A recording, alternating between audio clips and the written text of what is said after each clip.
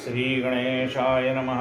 या कुन्देन्दुतुषारहारधवना या शुभ्रवस्त्रावृता या वीणावरदण्डमण्डितकरा या श्वेतपद्मासना या ब्रह्माच्युतशङ्करप्रभृतिभिर्देवैः सदा वन्दिता सा मां पातु सरस्वती भगवती निःशेषदाढ्यपः। मूकं करोति वाचालं पङ्गुं लङ्घयते गिरिं यत्कृपातमहं वन्दे परमानन्दमाधवं। नारायणं नमस्कृत्यं नरं चैव नरोत्तमं देवी सरस्वतीं व्यासं ततो जयमुदीरये। वसुदेवसुतं देवं कंसचाणूरमर्दनं देवकी परमानन्दं कृष्णं वन्दे जगद्गुरुं। गुरुर्ब्रह्मा गुरुर्विष्णु गुरुर्देवो महेश्वरः गुरुः साक्षात् परब्रह्म तस्मै श्री गुरवे नमः। श्रोता वक्ता श्रीराम समर्थ। जय जय रघुवीर। साई चरित्रातला आपण आता आज 6व्या अध्यायाला सुरुवात करतोय। श्री गणेशाय नमः। श्री सरस्वत्यै नमः। श्री गुरुभ्यो नमः। श्री कुलदेवताय नमः। श्री सीतारामचंद्राभ्यां नमः। श्री सद्गुरु साईनाथाय नमः। असो परमार्थ वा संसारू जेथे सद्गुरु कर्णधारू ते चितारू पैलपारू नेवून उतारू लाविल।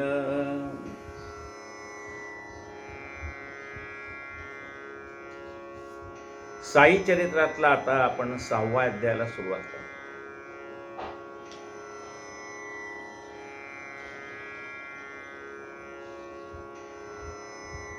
असो परमार्थू वा संसारू, परमार्थ असेल किंवा संसार असेल, जेथे सद्गुरु कर्णधारू म्हणजे प्रपंचामध्ये सुद्धा कसं वागावं, प्रपंच सार्थकी कसा लावावा यासाठी सुद्धा सद्गुरूचीच आवश्यकता आहे।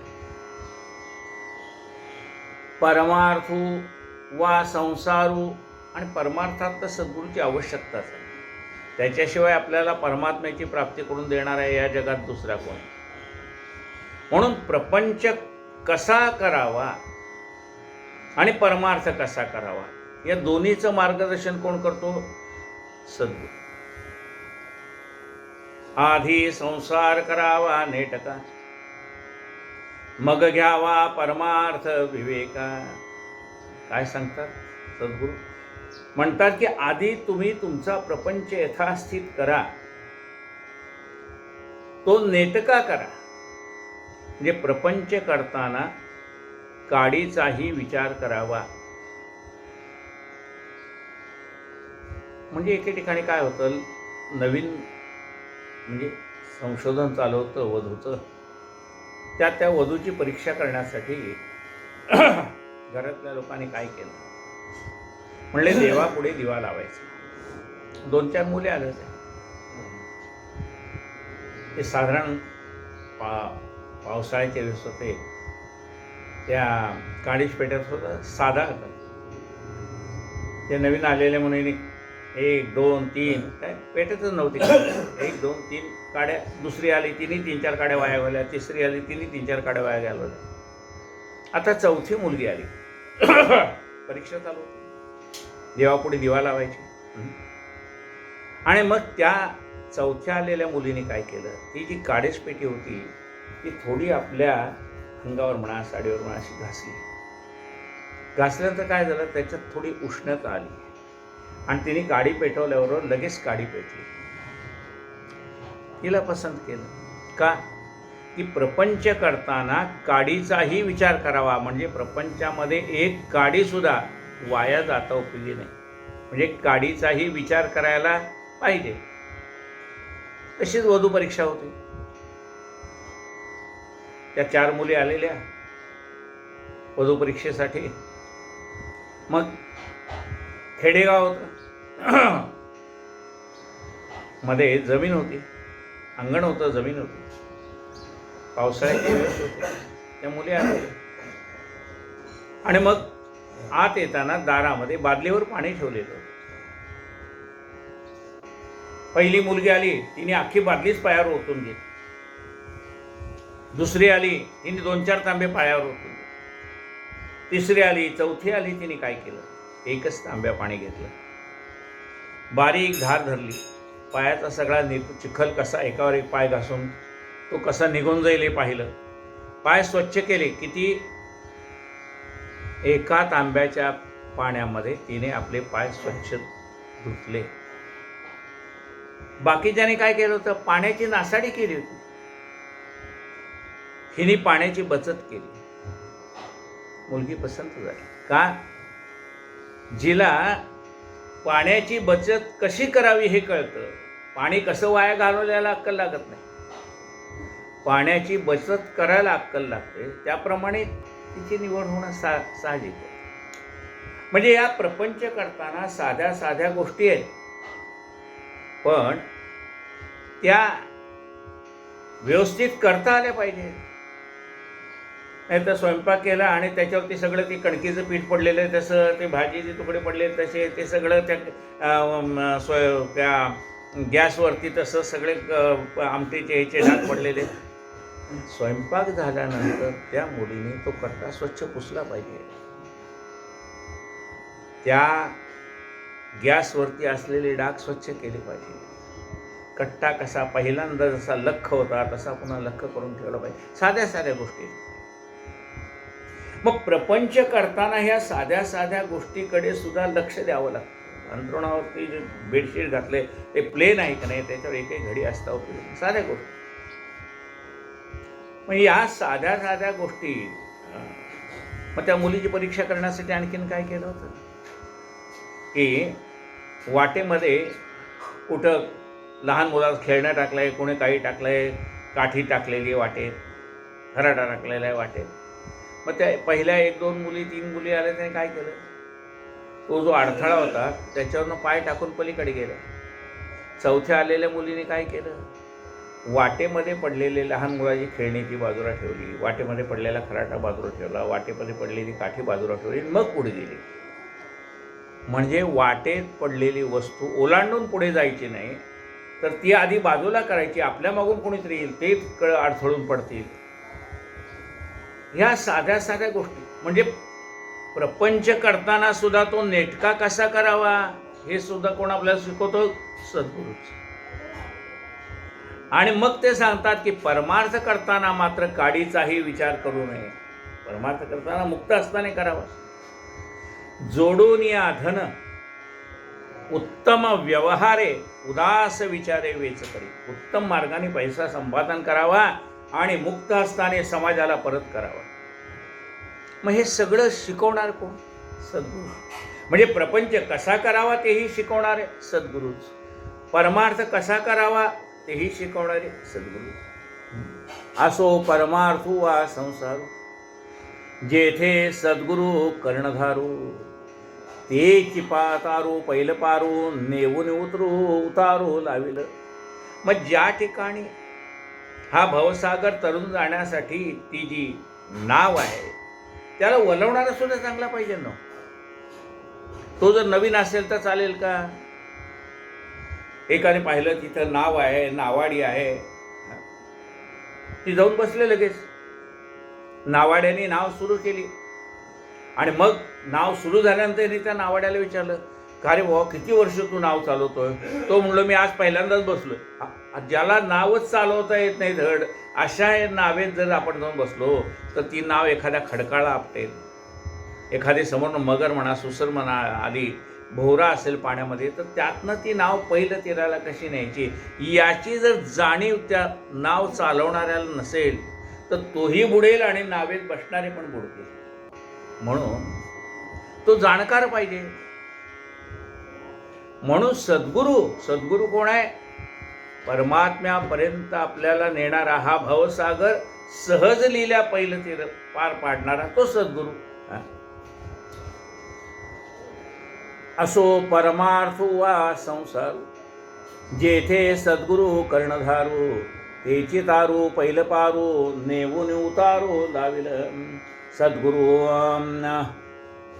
सद्गुरु शब्दे वृत्ती उठता, साईच प्रथम आठवती चित्ता, उभेच ठाकती सन्मुखता, ठेविती माथा निजास्त. आता सद्गुरु म्हटल्याबरोबर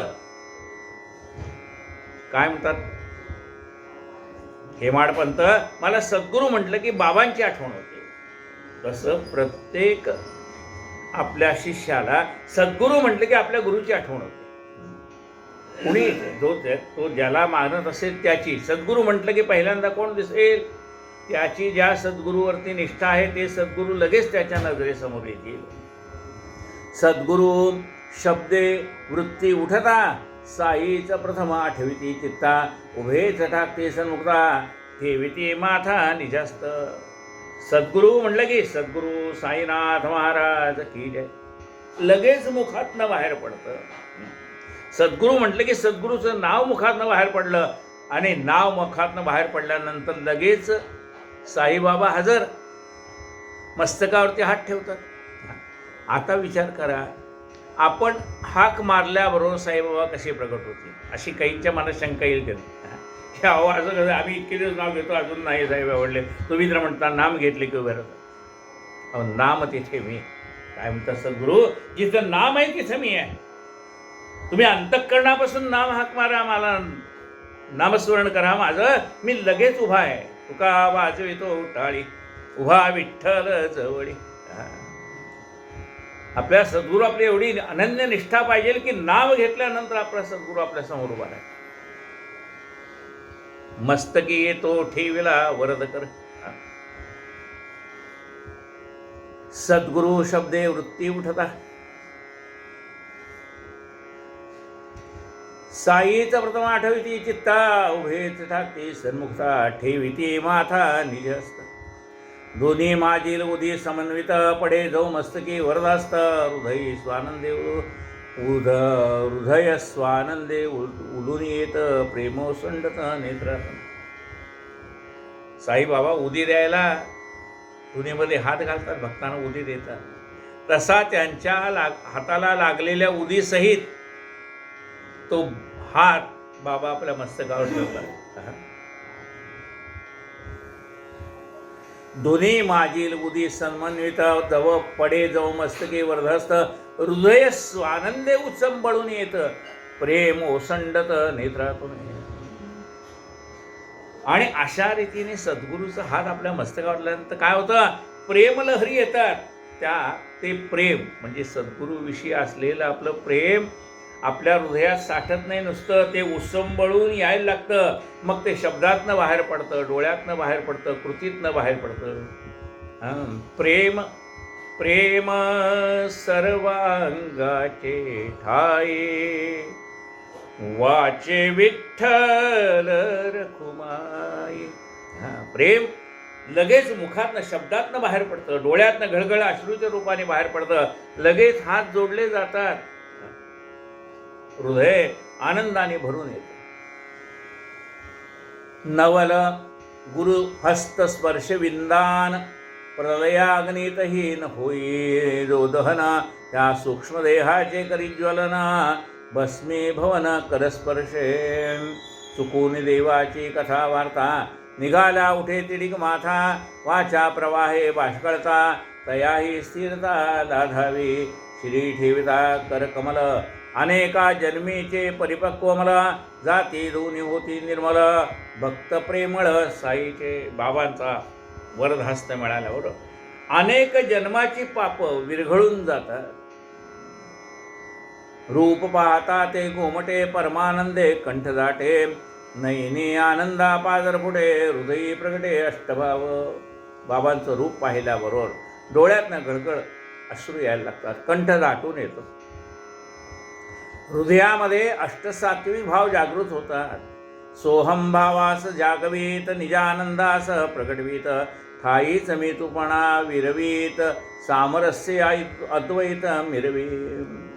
बाबांचं नाव घेतल्याबरोबर सोहम म्हणजे आपल्या आत्मस्वरूपाची जाणीव होते. सोहम जागवीत निजानंदास प्रगटवीत. आपला आत्मानंद आपल्याला प्राप्त होतो. निजानंदास प्रगटवीत ठाईच मी तुपणा विरवीत. सामरस्य अद्वैत मिरविते. आपला सगळा मीपणा निघून जातो.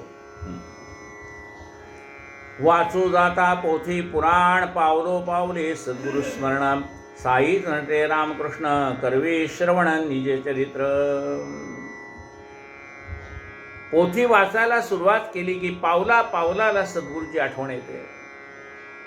साईबाबाच रामाच्या रूपाने तेच, कृष्णाच्या रूपाने तेच, रामकृष्ण हरी त्याही रूपाने तेच आहे. करवी श्रवण निजे चरित्र. बाबा आपल्याला माध्यम करून बाबांचं चरित्र वर्णन करून सांगतात. परिसु वैस्ता भागवत कृष्णाची साई नखशिकांत. वाटे गायिते उद्धव गीत भक्त निजहित साधावया. भागवत कथा ऐकायला बसलं तरी कृष्णाच्या ठिकाणी साईबाबाच दिसायला लागतात. उद्धवाला भगवंतानी निजदा बघा, कौरव पांडवांच्या युद्धाच्या वेळेला श्रीकृष्णाने अर्जुनाला जे गीता तत्वज्ञान सांगितलं ते आपल्याला माहिती आहे. भगवद्गीता आपण त्याला म्हणतो. त्याच्यावरती ज्ञानेश्वर महाराजांनी ज्ञानेश्वरी हा ग्रंथ लिहिला. आणि निजधामाला जाताना भगवंतानी आपलं ज्ञान सगळं उद्धवाच्या जवळ दिलं. त्याला उद्धव गीता म्हणतात. आणि म्हणजे पहिली आहे ती भगवद्गीता आणि दुसरी आहे ती उद्धव गीता. कधी सांगितली आहे निजधामाला जाताना. मग उद्धवाला जे ज्ञान भगवंताने सांगितलंय त्याच्यावरती संत एकनाथ महाराजांनी जो ग्रंथ लिहिला त्याला एकनाथी भागवत असं म्हणतात. परसो वैसा भागवत कृष्णजी गाई नख शिकांत. वाटे गाई ते उद्धव गीत भक्त निजहित साधावया. भक्तांचं कल्याण करण्याकरता भगवंतांनी पुन्हा एकदा उपदेश केला उद्धवाच्या निमित्ताने. साईनाथ महाराज की जय. साईनाथ भगवान की जय.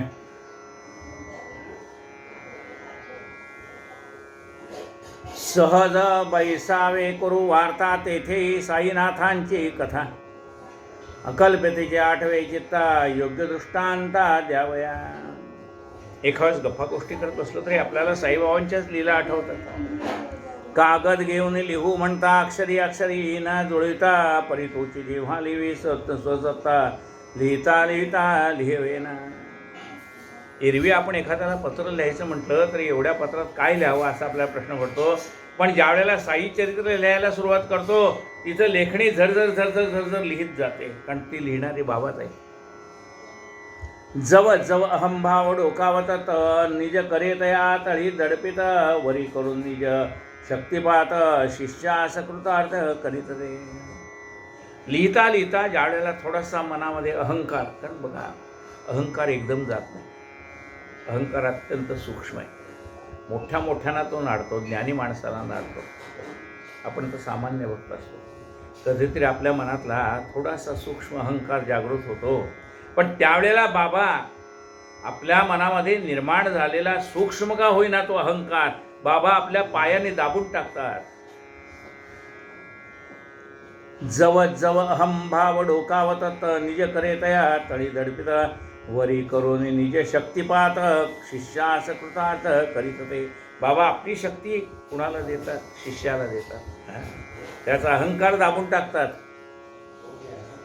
काया वाचा मनेता लोटांगणी साई समर्था. धर्मार्थ काम मोक्ष हाता चढती न मागता पैसे.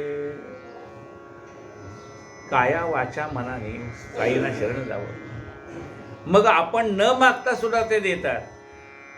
काय देतात? धर्म अर्थ काम आणि मोक्ष हे 4 पुरुषार्थ बाबा आपल्याला न मागता देतात. पण त्याच्यासाठी काय जावं लागतं? काया वाचा मनाने शरण जावं लागतं. काया वाचा मनोभावे तुझा मी म्हणवी तसे. हे लाज तुझला माझी बुद्धी दे रघुनायक. काया वाचा मनोभाव आहे. आपण सद्गुरूला शरण गेलो की आपली सगळी चिंता त्यांना लागते. तुझी चिंता त्याशी सर्व आहे. काय म्हटलंय? आपली सगळी चिंता कोणाला? बाबांना. नको खेद करू कोणत्या गोष्टीचा, पती लक्ष्मीचा जाणत असे. सकळ जीवांचा करतो सांभाळ, तुझं मोकलील ऐसे नाही. जो संबंध विश्वाचा सांभाळ करतो तो साईबाबा आपल्या एकट्याचा सांभाळ करणार नाही का? करेल ना. काया वाचा मनेता लोटांगणी, साई समर्था धर्मार्थ का मोक्ष हाता. चढती न मागता पैसे, कर्म ज्ञान योग भक्ती या चौमार्गी ईश्वर प्राप्ती. जरीही चार बाई चौबाजू निगती, तरीही पोचविती निजे ठाया. भगवंताकडे जायला 4 मार्ग आहेत. कोणत्याही मार्गाने गेला तर तुम्ही भगवंताकडे जाणार. कुठले मार्ग आहेत ते? कर्माने, म्हणजे एखाद्याने यथासांग कर्म केलं तरी तो परमात्म्याकडे जाऊन पोहोचेल. काही बाकी केलं नाही तर नुसतं कर्म यथासांग केलं. काय म्हटलंय? आपुल्या आपुल्या कर्मी दक्ष तो मोक्ष मिळवी. आपलं आपलं कर्म यथासांग करण्याने सुद्धा परमेश्वराची प्राप्ती. समजा उद्या लोकलचा ड्रायव्हर म्हणायला लागला की थांबा मी सत्याची पूजा करतो मग येतो. म्हणजे राहू दे बाबा, ते पूजा राहू दे, तो आधी वेळेला कामाला ये. म्हणजे आपलं कर्तव्य कर्म प्रामाणिकपणे केलं तरी देव भेटतो. कुणाचं उदाहरण आहे? सावतमाळ्याचं उदाहरण आहे ना. कांदा मुळा भाजी अवघी विठाई माझी. ते आपलं आपलं कर्तव्य कर्म प्रामाणिकपणे करतो तो भगवंत स्वतः सावतामाळ्याच्या घरी गेले. म्हणजे कर्मयोगाने गेला तरी परमेश्वराची, ज्ञानाच्या योगाने गेला तरी परमेश्वराची प्राप्ती, योग याग करून गेला तरी भगवंताची प्राप्ती, आणि भक्ती मार्गाने गेला तरी भगवंताची प्राप्ती. कोणत्या मार्गाने जायचं आपलं पण ठरवायचं आहे. कोणत्याही मार्गाने गेला तर. एक मनुष्य पंढरपूरला चालला होता. रेल्वे स्टेशनवर गेला आणि त्यांनी सांगितलं मला एक पंढरपूरला जायचं एक तिकीट द्या. आता तो तिकीट तो देणारा काय म्हणतो, ज्या अर्थी तू रेल्वे स्टेशनवर आलायस तिकीट मागतोयस त्या अर्थी तुला विमानाने जायचं नाही हे मला कळलं. तुला बसने जायचं नाही, स्पेशल बस करून जायचं नाही हे कळलं, किंवा स्वतःची गाडी करून जाणार नाही हे पण कळलं. तू पदयात्रा करणार नाहीस हे मला कळलं, कारण ज्या अर्थी तू स्टेशनवर तिकीट काढायला आलाय त्या अर्थी रेल्वेने जाण्याचा तुझा निश्चय निश्चित आहे. मग म्हणाले तुला पंढरपूरला जायची गाडी आहे, त्या गाडीने तू कुठलं तिकीट देऊ तुला? म्हणाले फर्स्ट क्लासचं देऊ, एसीचं देऊ का सेमी एसीचं देऊ, का तुला सेकंड क्लासचं देऊ, का साध्या बोगीने तू जाणार आहेस? 4 प्रकार आहेत जायचे. तुला कुठलं देऊ? स्पेशल एसी का AC2 AC3, तो कुठल्या यायचं तुला? का तुला साधं रिझर्वेशन देऊ, का तू साध्या डब्यात बसून जाणार जनरल बोगीमध्ये बसून? तू ठरव, तसं तिकीट मी तुला देतो. मग तिकीट घेणाऱ्याने काय विचारलं की AC फर्स्ट ती बोगी किती वाजता पंढरपूर पोहोचते, AC2 किती वाजता बोगी पंढरपूरला पोहोचते, AC3 किती वाजता पोहोचते, साधा रिझर्वेशनमध्ये बसलेला मनुष्य ती बोगी किती वाजता पोहोचते, आणि जनरल डब्यात बसलेला मनुष्य त्याची बोगी किती वाजता पोहोचते. म्हणले कोणत्याही डब्यात बसला तरीही ती गाडी एकाच वेळेला पंढरपूरला जाते. फक्त तुझ्या खिशाची ऐपत बघ आणि त्याप्रमाणे तिकीट काढ. तसं तुला भक्ती मार्गाने जायचं आहे, ज्ञान मार्गाने जायचं आहे, कर्ममार्गाने जायचं आहे, काही योग मार्गाने जायचं आहे, ते तुझं तू ठरव. तुझ्या बुद्धीचा आवाका कसा आहे त्याच्यावर ते सगळं अवलंबून आहे. नाही म्हणले सगळ्यात सोपं काय? सगळ्यात सोपं भक्ती मार्ग. न लगती सायास जावे वनांतरा, सुखे तो घरा नारायण.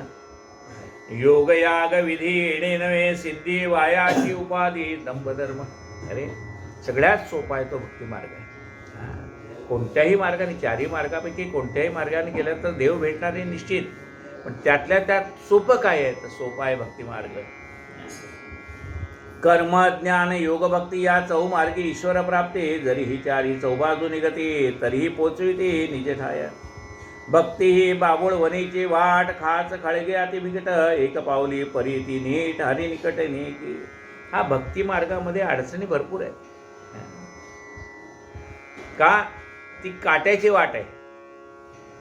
पण आता ह्या बाभळीचे काटे पडले, म्हणजे कधी पायात गेला तर मस्तकात तळ हे जाईल, कळ जाईल, असे काटे आहेत मध्ये भक्ती मार्गाने गेलं तर.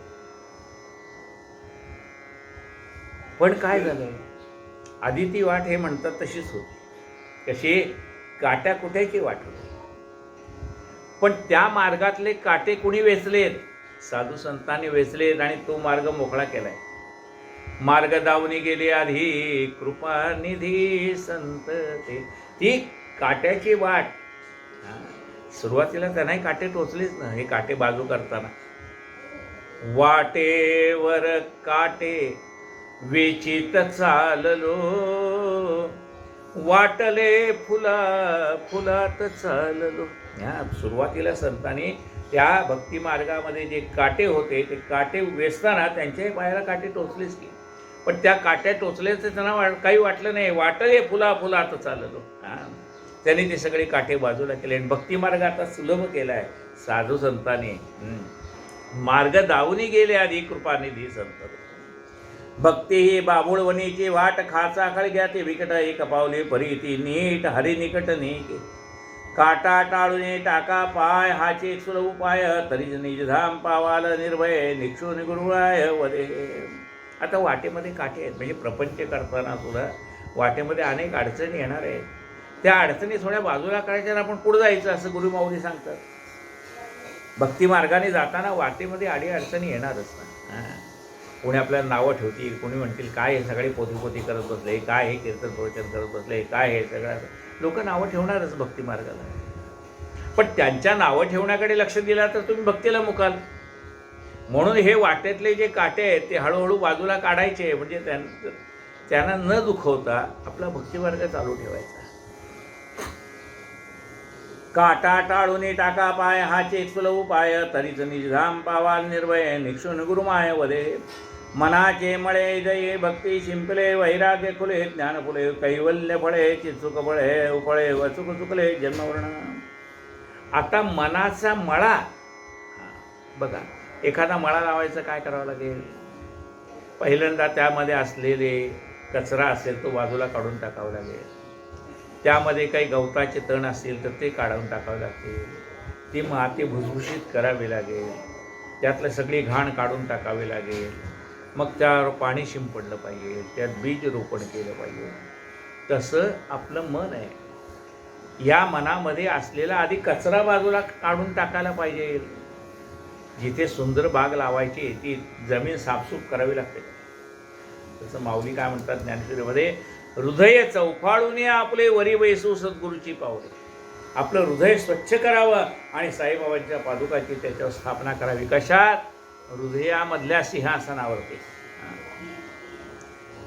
मनाचे मळे जय भक्ती शिंपले, वैराग्य खुले ज्ञान फुले, कैवल्य फळे चिचुक उफळे, अचुक चुकले जन्मवर्ण. आता ह्या मळामध्ये काय? भक्तिपंथाचा मळा. हा भक्तिपंथ म्हणजे हे संतांच्या मुखातनं आलेली वाक्य कशात ठसतात? ती मनामध्ये ठसतात आणि त्यामुळे ती मनातली बाग भक्तिमार्गाने फुलून जाते.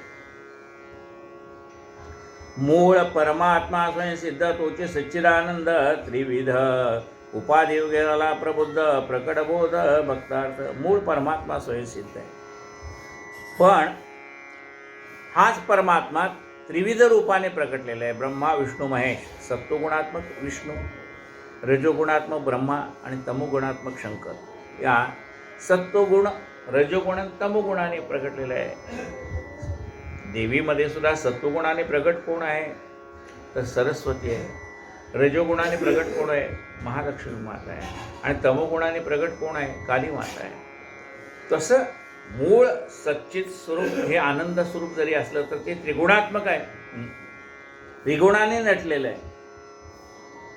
जैसा तो त्रैगुण्य व्यक्त माया येऊनी क्रियायुक्त सत्वरजन्मा चाळवीत करी सुव्यक्त निजगुण मृत्युगेता विशिष्ट आकार तया नाम घटसाचार घटपुटता नामरूप विकार निघून पार जातात. आधी माती आहे, त्याचा घट तयार केला. घट तयार केल्यानंतर त्याचे वेगवेगळे आकार केले आणि जसे आकार तशी त्याला नावं आली. हां, आता आपण आज संक्रांत आहे. हां, संक्रांतीला ते पाहतो ना, काय केलं आहे, बारीक बारीक बोळके आणलेली आहेत. हां, आज 14 तारीख आहे. काय होतं की प्रवचन आधी टेप केलं जातं आणि नंतर तुमच्याजवळ यायला 1 दिवस 2 दिवस 3 दिवस 4 दिवसांनी ते तुमच्याजवळ येतं. ज्या दिवशी ते रेकॉर्ड होतं ती तारीख वेगळी आणि तुमच्यापर्यंत येताना ती 2 दिवसांनी 3 दिवसांनी जशी त्याला जागा मिळेल तशी तशी ती तुमच्यापर्यंत पोचते. हां, म्हणजे संक्रांतीला आपण काय आणतो, बोळके आणतो, बारीक बोळके. त्याच्यामध्ये सगळं उसाचा तुकडा घातलेला आहे, बोरं घातलेली आहेत, डहाळा घातलेला आहे त्याच्यामध्ये असं.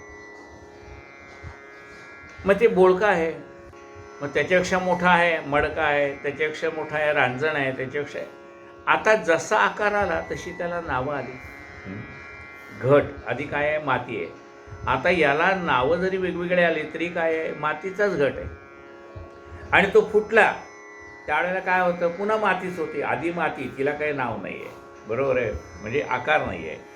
आकार आला की नाव आलं, आकार फुटला की नावही गेलं ना आकारही गेला. तसा मूळ आपण सच्चिदानंद स्वरूपच आहोत. आकार आल्यानंतर मग ह्या देहाला स्त्री पुरुष नपुसक जे काही नावं असतील ती येतील. हां, किंवा जो काही आपण देह धरू त्याप्रमाणे नावं येतील. मृत्तिकेचा विशिष्ट आकार तया नाम घटसाचार घटपुटता नामरूप विकार निघून पार जातात. ही अखिल जग माये पासावं परस्परा कार्य कारण व्हावं मायाची प्रत्यक्ष सावयव होऊन उद्भवली जगरूपे. आता ही सगळी दिसती ती काय, ही सगळी मायेचंच रूप आहे. दिसे भासते ते सारे विश्वनाशिवान. ही मायाच नटलेली अनेक रूपाने, मायेचंच रूप आहे ते. हे अखिल जग माया पासव परस्परा कार्यकारण भाव मायाचे प्रत्यक्ष सावयव होऊन उद्भवली जगरूपे. जगाआधी मायेची स्थिती पाहू जाता नाही व्यक्ती परमात्मरूपी लीन होती परमाव्यक्ती हे संचली.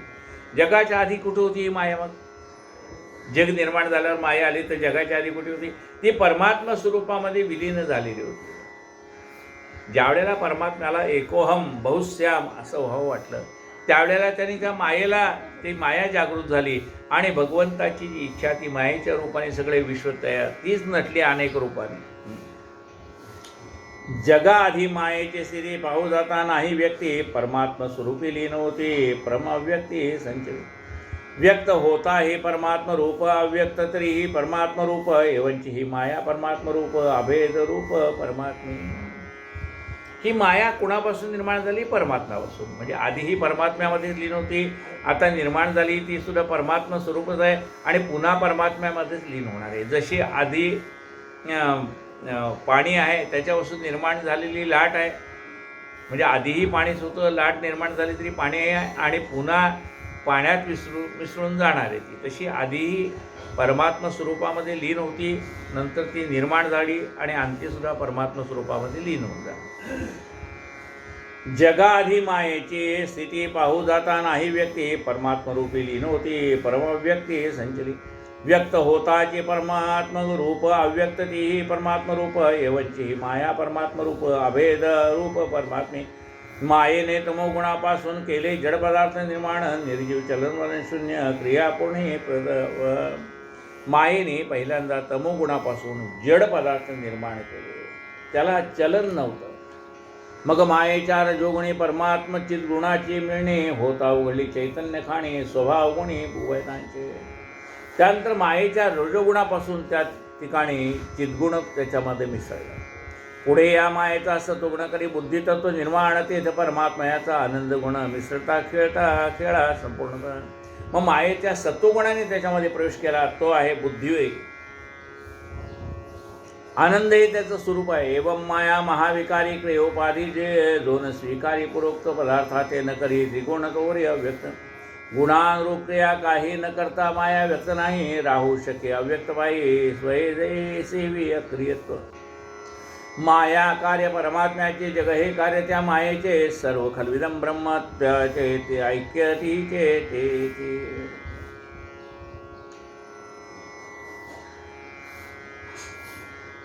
माया कार्य परमात्म्याचे. माया निर्माण कोणाचं, कोणी केली? परमात्म्याचे. माया कार्य परमात्म्याचे. आता मायेने काय निर्माण केलं? जग निर्माण केलं. जग हे कार्य त्या मायेचे. म्हणजे आधी ब्रह्म आहे, नंतर माया आणि मायेने निर्माण केलेलं विश्व. हे सगळं मिळून काय आहे? सर्वं खल्विदं ब्रह्म. सगळं मिळून एकच ब्रह्म आहे. सर्वं खल्विदं ब्रह्मत्वाचे ऐक्यती ही जे ते हे जे ऐसे जे हे अभेद प्रतीती कैसे जे प्राप्त होय निश्चिती ऐसी उत्पत्तीच्या दयाचे ती वेदश्रुती पाहावे. असं हे अभेदत्व पाहायचं असेल तर वेदाचा अभ्यास करावा. म्हणजे हे सगळं वेदातनंच आलेलं तत्वज्ञान आहे.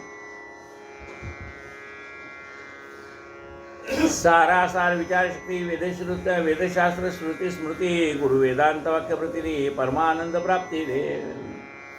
सारासार विचारशक्ती. गुरुच्यामुळे आपल्याला काय होतं? गुरुची कृपा झाल्यानंतर सुरुवातीला आपण एकाच बाजूने विचार करत असतो, पण गुरुची कृपा झाल्यानंतर सार काय आसार काय कळायला लागतं. शाश्वत काय आणि अशाश्वत काय हे कळायला लागतं. सारासार विचारशक्ती वेदाचा, शास्त्राचा, श्रुतीचा, स्मृतीचा अभ्यास करायचा. मग गुरु आणि प्रतीती. आता काय म्हणते बघा, आधी आहे ती शास्त्र प्रचिती, मग आहे ती गुरु प्रचिती आणि नंतर आहे ती आत्मप्रचिती. म्हणजे जे शास्त्रांमध्ये सांगितले तेच गुरु आपल्याला सांगतात. तत्त्वमसी, तूच परमात्मा आहे, हे कशात लिहिले? वेदामध्ये लिहिले. गुरु आपल्याला काय सांगतात? तेच सांगतात, तू स्वतःला परब्रह्मापासून वेगळा समजू नकोस, तूही परमात्म्याचाच अंश आहेस. जे आधी कशात सांगितलंय? वेदात सांगितलंय. कुणाच्या मुखातनं आलं? तेच वेदातलं तत्त्वज्ञान गुरुच्या मुखातनं आलं, म्हणून त्याला म्हणतात गुरुप्रचिती. पहिल्यांदा आहे शास्त्र प्रचितीमध्ये, शास्त्रामध्ये लिहिलेलं आहे म्हणून त्याला शास्त्र प्रचिती म्हणतात. तेच तत्त्वज्ञान गुरुच्या मुखातनं आलं की गुरुप्रचिती असं म्हणतात. आणि ज्या वेळेला त्या तत्त्वज्ञानाचा प्रत्यक्ष आपल्याला अनुभव यायला लागतो तेव्हा त्याला आत्मप्रचिती म्हणतात. म्हणून शास्त्रप्रचिती, गुरुप्रचिती आणि आत्मप्रचिती, त्याचा प्रत्यक्ष आपल्याला ज्यावेळेला अनुभव यायला लागतो त्याला आत्मप्रचिती म्हणतात. सारासार विचारशक्ती वेदशास्त्र श्रुती स्मृती गुरु वेदांत वाक्य प्रतिनिधी परमानंद प्राप्ती रे. माझ्या भक्तांचे धामे अन्न वस्त्रास नाही कमी, या अर्थी श्री साई रे आम्ही भक्तासने मी अवगत. साईबाबा काय म्हणतात? माझे जे भक्त आहेत त्यांच्या घरी अन्न धान्याला काही कमी पडणार नाही. योगक्षेमं वहाम्यहम, त्यांचा योगक्षेम मी चालवीन. मज वजते जे आनंद म्हणे सेविती नित्याभियुक्त म्हणे, तयांचा योगक्षेम चालवणे ब्रीद हे माझ्या जाणे मी माझे. जे मला अनन्य भावाने शरणे येतात त्यांचा योगक्षेम मी चालवतो. योगक्षेमं वहाम्यहम, हेचे भगवद्गीता वचन साई मानती वाना प्रमाण, नाही अन्नवस्त्राचे वाण तदर्थ प्राण विसू नका. हेच गीतेमध्ये सांगितलं तत्वज्ञान बाबांनी आपल्याला सांगितलेलं आहे की मी आहे, तुम्ही कशाला काळजी करता, तुमच्या घरी अन्नवस्त्राला काही कमी पडणार नाही. तो योगक्षेम मी चालवीन असं कोण म्हणतात? बाबा म्हणतात. म्हणून वेदप्रचिती ही आधी शास्त्रप्रचिती, आणि असा ज्या वेळेला प्रत्यक्ष आपल्याला अनुभव यायला लागतो त्याला म्हणतात आत्मप्रचिती. मग शेवटी आपण म्हणतो ना, आता बाबा पुष्कळ दिलो, आता बस, पुरे पुरे पुरे, आता देव देता विटेची नाही. आपण नको म्हणलं तर देव देत राहतो. टाकीता लावितो मागे देव दाताची जाहर. आपले गुरु कसे आहेत? आपण नको म्हटलं तरी आपल्याला देत राहतात. पुरे पुरे पुरे, आता देव देता विटेची ना. आपले गुरु आपल्याला देताना कंटाळत नाहीत. शेवटी आपल्याला म्हणावयाची वेळ येते की बाबा आता बास झालं, किती देत आहे. मज भजते जे आनंद म्हणे ते सेविती नित्याभियुक्त म्हणे, तयांचा योगक्षेम चालवणे ब्रीधे जाणे मी माझे. हेचे भगवद्गीता वचन साई मानती म्हणती माना प्रमाण, नाही अन्न वस्त्राचे वाण तदर्थ प्राण विसू नका. देवद्वारी मानवावा, देवा पुढेची पदर पसरावा, तयाचा प्रसाद जोडावा, मान सोडावा लौकिकी. आपल्याला देवद्वारी मान व्हावा, आपल्याला देवाच्या दरबारामध्ये महत्त्व प्राप्त झालं पाहिजे. केव्हा बाबांना असं वाटलं पाहिजे की हा माझा भक्त आहे. देवाच्या दारामध्ये आपल्याला मान मिळायला पाहिजे. देवद्वारी मान व्हावा, देवा पुढेची पदर पसरावा. मागायचं कोणाला? देवाचंच आहे. आपलं सुखदुःख बाकी कोणाला सांगू नये हो. काय होतं माहिती का, ती गावभर पसरतं. आपण एखादा मित्र म्हणून सांगावं आणि त्यांनी गावभर सांगावं, त्याला काय अर्थ? मग सुखदुःख कुणाजवळ तर बोलल्याशिवाय कमी होत नाही, पण तितकंच करावं म्हणून तर आपण आपल्या मित्राजवळ बोलतो ना. पण म्हणाले सुखदुःख कुणाजवळ सांगावं? आपल्या गुरुजवळ सांगावं. जाऊ देवाची गावा, घेऊ तेथेची विसावा, देवा सांगू सुख दुःख, देव निवारील भूक. देवा सांगू सुख दुःख, देव निवारील भूक. आपण आपलं सुखदुःख बाबांना सांगावं, ते त्या सुखदुःख आपल्याला जे काही दुःख झालं असेल कमी करतील, सुख पाहिजे असेल तर देतील. देवा पुढेची पदर पसरावा, तयाचाच प्रसाद जोडावा, मान सोडावा लौकिकी. आपल्याला देवाच्या दरबारामध्ये आपल्या सेवेने मान मिळाला पाहिजे. म्हणजे आपली सेवा पूर्ण झाली की देव त्याला कुठल्या ना कुठल्या प्रकारचा सन्मान प्राप्त करून देईल. पण देवळामध्ये गेल्यानंतर आपल्याला मान मिळावा अशी मात्र अपेक्षा ठेवू नये. आपल्याला गेल्यानंतर कोणीतरी मानावं, आणि म्हणजे तू तुझा अहंकार सोडला नाही. एका मंदिराच्या बाहेर फार सुंदर वाक्य लिहिलेलं होतं.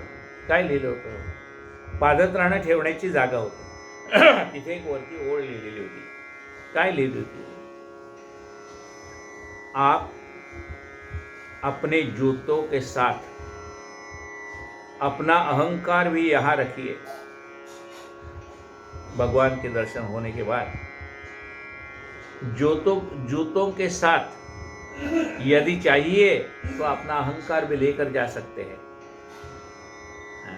अरे तिथं आपला अहंकार त्या पादत्राणाजवळ ठेवून मग आत दरबारात प्रवेश करायचा आहे. भावांच्या दरबारात गेल्यानंतर मला मान मिळेल, मला पहिल्या लाईनीत जाता येईल, मला मोठा आहे म्हणून मला मध्ये सोडतील, असला अहंकार देवाजवळ बाळगू नये. लाईनीत उभारायची तयारी ठेवूनच जावं, आणि तेवढा वेळ नसेल तर लांबून दर्शन घ्यावं. मला मान मिळाला पाहिजे, मला मोठेपणा मिळाला पाहिजे, मला असला अहंकार मनामध्ये बाळगू नये. अहंकार सोडूनच जायचं आहे ना. तिथे मानापमानाचा काय प्रकार आहे? त्याने मला कोणी विचारलंच नाही, मला कोणी मानच दिलं नाही, असली अपेक्षा मंदिरात काय कामाची?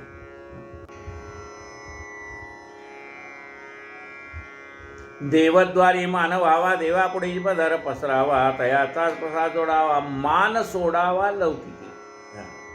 लौकिकी तो मान मिळावा कुठला आहे? पारमार्थिक मान आहे. सद्गुरू जाणतात माझा हा भक्त किती अधिकारी झालाय, तर तो मान बाबांच्या मनामध्ये आहे, तुमच्याविषयी सन्मान आहे. पण लौकिक मान म्हणजे मला कोणीतरी मधनं सोडावं, कोणीतरी मला मोठेपणा द्यावा, हा जो लौकिक मान आहे त्याची अपेक्षा आपण बाबांच्या दरबारात करू नये. मिळाला तर ठीक आहे, नाही मिळाला तर त्याच्याबद्दल वाईट वाटून घेऊ नये. देवद्वारी मान व्हावा, देवा पुढेची पदर पसरावा, तयाचा प्रसाद जोडावा, मान सोडावा लौकिकी. म्हणजे शब्द जरी तेच असले तरी प्रत्येक ठिकाणी अर्थ बदलतो, हे लक्षात द्या. मान व्हावा आणि मान होऊ नये असं जे दोन शब्द आले बघा एकाच ओळी. काय होय? देवद्वारी मान व्हावा असा शब्द आहे, पुढे शब्द काय आहे? मान सोडावा लौकिकी.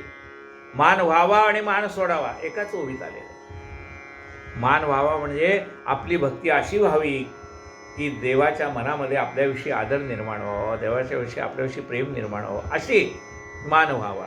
आणि हा मान सोडावा काय आहे? तर तिथे गेल्यानंतर मला पहिल्या लाईनीत सोडलं पाहिजे, मला इकडनं सोडलं पाहिजे, मधनंच सोडलं पाहिजे, हा लौकिक मान अपेक्षा करू नये.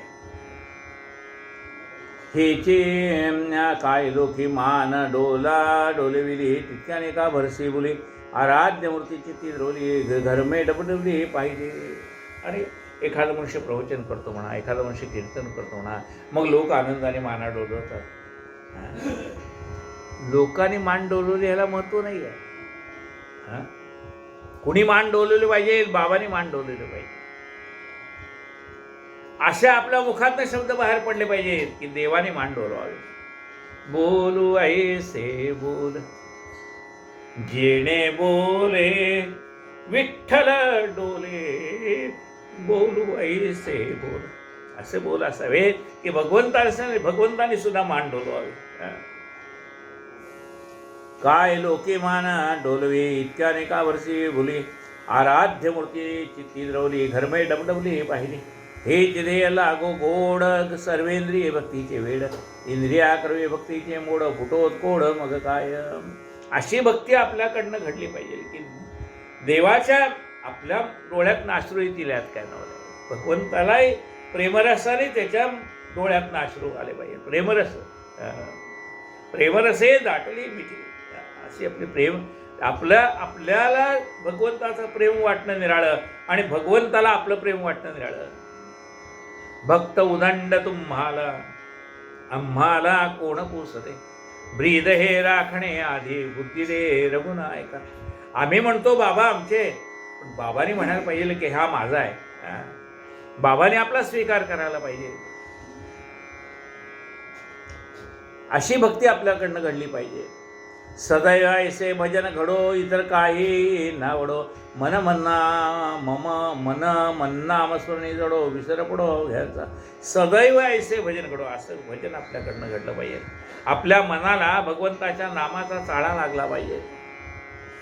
नाही मग देह गेह वित्त परमानंदी जडेल चित्त. मन समदर्शी आणि प्रशांत परिपूर्ण निश्चित होईल. आणि मग मनाला देहाचा गेहाचा सगळ्याचा विसर पडून जाईल आणि मन आनंदात राहील. सत्संग केल्याची कोण वृत्तीच पाहिजे, समाधान ना नाठाई वसे जे मन ते काय सल्लीन म्हणावे. सत्संगात काय झालं पाहिजे, मन एकाग्र झालं पाहिजे. वृत्तीस पाहिजे समाधान, आपलं मन समाधानी झालं पाहिजे. इतर ठिकाणी गुंतलेलं मन हळूहळू सगळं त्यातनं निघून भगवंताच्या चरणी लीन झालं पाहिजे. त्याला म्हणतात सत्संग. त्यामध्ये सत्संगामध्ये समाधान मिळालं पाहिजे का नाही. समाधान साधू जनाचे नियोगे, असा एखादा सत्पुरुष आपल्याला भेटला पाहिजे की ज्याच्या सान्निध्यात आपल्याला समाधान वाटलं पाहिजे. तरी होणे दत्तावधान श्रोता भावार्थेप्रसीचे निर्वण करता, हे साईचरित्र श्रवण भक्तिप्रवण मनवो. म्हणून सर्वांनी एकाग्रपणाने हे साईबाबांचे चरित्र श्रवण करावं अशी प्रार्थना करतो. झालेला कथाभाग साईच्या चरणी अर्पण. कायेन वाचा मनसेंद्रियर्वा बुद्ध्यात्मना वा प्रकृती स्वभाव. करोमि यद्यं सकलं परस्मै नारायणायति समर्पयामि. अच्युतं केशवं रामनारायणं कृष्णदामोदरं वासुदेवं हरि.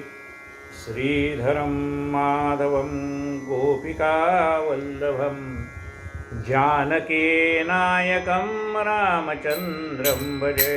हरे राम राम राम हरे हरे. हरे हरे कृष्ण कृष्ण कृष्ण हरे हरे. साईनाथ महाराज की जय. आरती साई बाबा सौख्यदातार जीवा. चरण रजातळी जावा दासा विसावा भक्ता विसावा.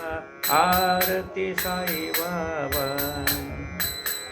जाळूनी आनंग स्वस्वरूपी राहे दंग.